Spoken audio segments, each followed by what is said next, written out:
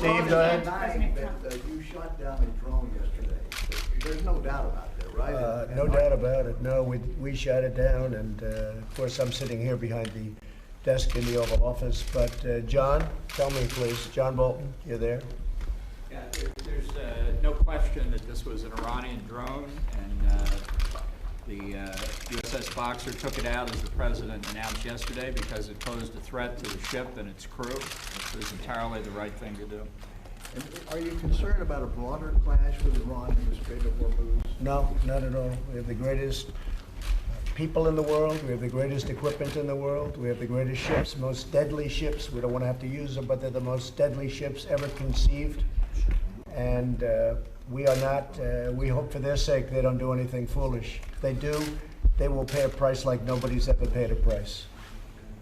President Trump, you said you were unhappy with the chant.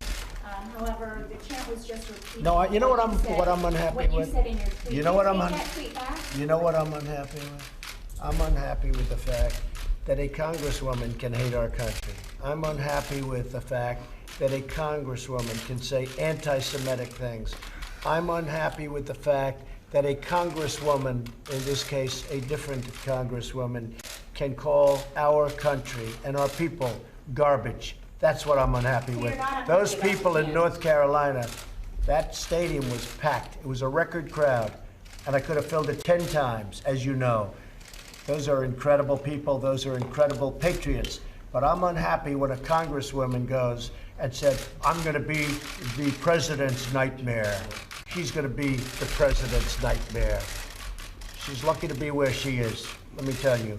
And the things that she has said are a disgrace to our country. Thank you very much, everybody. Is there an update on this ASAP Rocky case?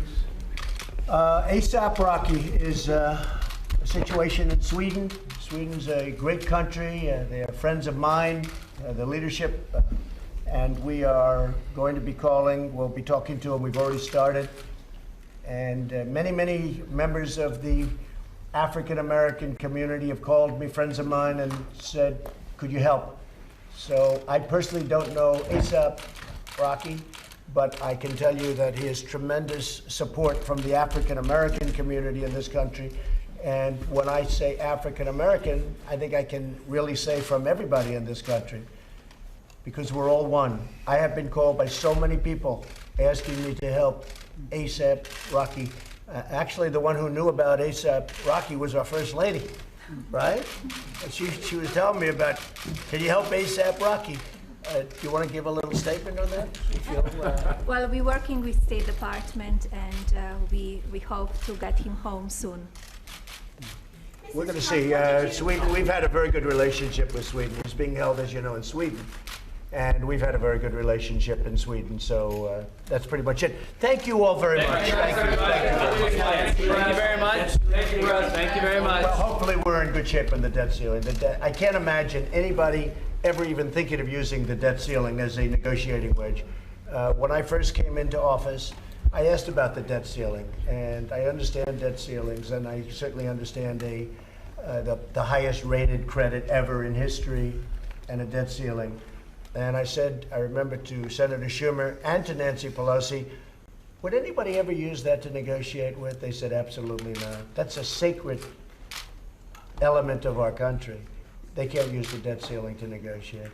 And don't forget, President Obama, during his 8 years, he doubled the debt. You take every president prior to President Obama, he then took it and doubled the debt, over $10 trillion. $10 trillion with a T.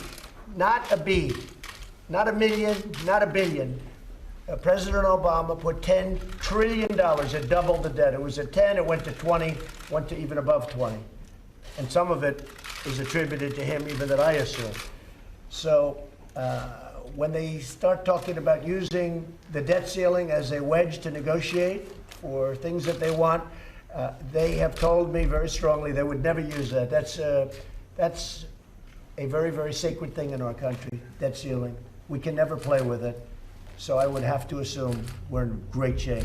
But just remember also, the previous administration doubled the debt in our country You take all of the presidents that came before, double the debt from there.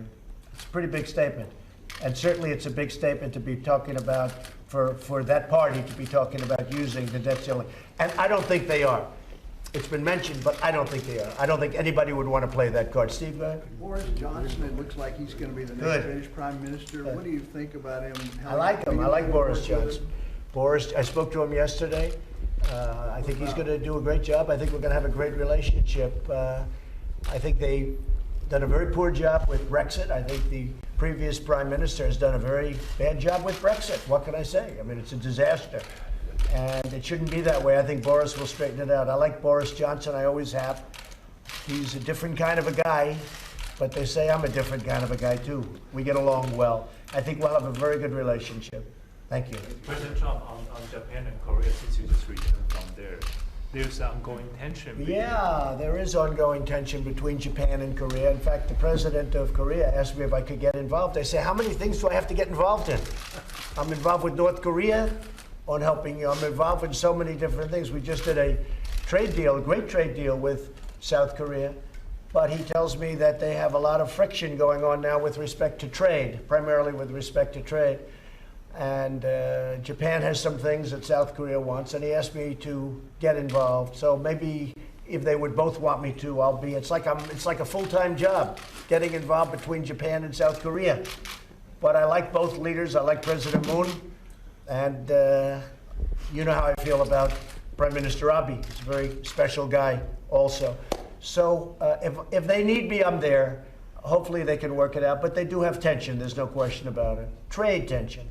Okay? Thank you. Thank you, everybody. Thank you very much. Thank you guys this way, guys. Keep moving that way. Thank you very much. No, we didn't. Thank you. Thank you.